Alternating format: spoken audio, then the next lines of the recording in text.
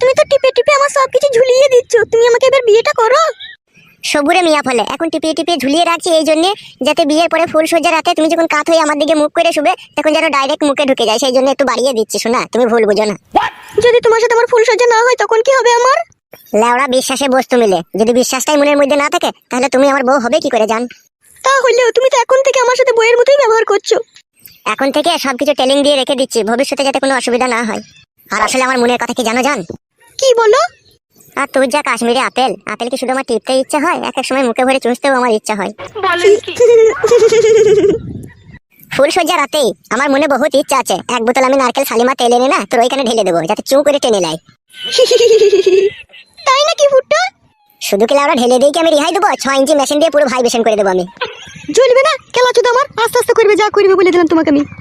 আমার নাম লাউড়া ফুটো রে, ফুটো করাই হচ্ছে আমার কাজ।